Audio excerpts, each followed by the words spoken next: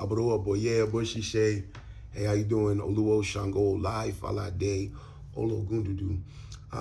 It's been a little minute since I've been on TikTok, but I just wanted to come and share a little something. So I was doing a Dafa today for a client, and the Odu Osa Meji came up. And so Osa Meji is one of the major Odus in Ifa. And a lot of times it is associated with the Orisha Oya. But it's also one of those Odus that denotes a lot of witchcraft. So I just felt like I wanted to share a little spiritual vitamin. So in this particular Eshefa, Osa Meji is coming to the world. And at this time, Osa Meji has been advised to make a bow before coming to the world. And Osa Meji, it says that Osa Meji is the runner, that Osa Meji is always in a rush. A lot of times this Odu is represented as like the wind. It says so Osa Meji is about to come to earth, and he's told to make a bow, but he's supposed to make a bow to Eshu, he's supposed to make a bow to Ori, he's supposed to make a bow to his guardian angel. But he never gets around to giving a goat to Eshu. He's supposed to give a guinea, etu, or guinea fowl to his Ifa, and he is supposed to give ALA to Ori, so that he would have an easy journey to earth. But he, in such a rush, he never makes the bow. So off he goes on the way from heaven to earth. But he gets lost on the way there because he never fed Eshu. Eshu's not helping him. He never fed his Ori. He's confused. He doesn't know where he's going. He hasn't fed Ifa. But eventually, he makes it to the last river that is the boundary between heaven and earth. As he's approaching the river, he sees an old, feeble woman.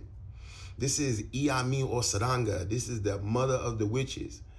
And so he doesn't realize this. As he gets to the bridge to go across the river, the old lady's, please help me. I've been here so long. Nobody would help me get across the river.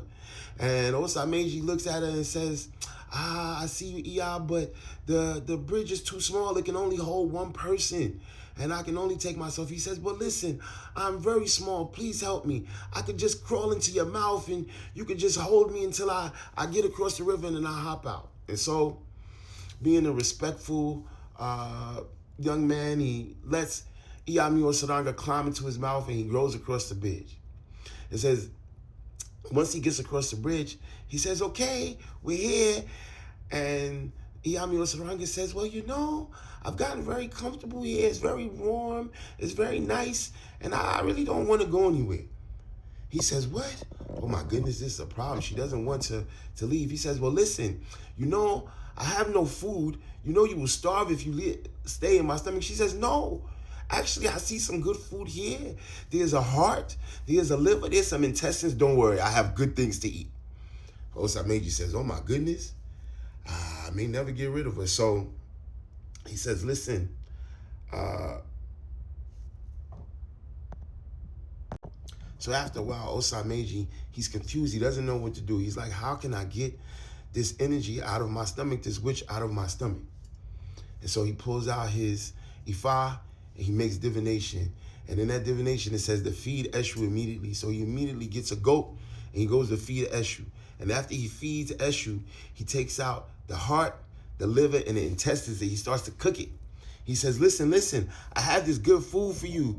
Yeah, I have this good food. And as she smells the food, Iyami crawls out of his stomach. And she says, but listen, nobody can see me eat. Nobody should see me eat this food. So he covers the Iyami with a white cloth. And as she's eating the food, Osa Meji runs away. And it says Osa Meji has been running ever since. But this is how Osa Meji was able to get witchcraft to leave. So when we see Osa Meji, we see the Iyami or Saranga, we see a certain level of instability. It says the wind is always running, always trying to get away. But it's also where Ifa overcomes witchcraft. Ashe.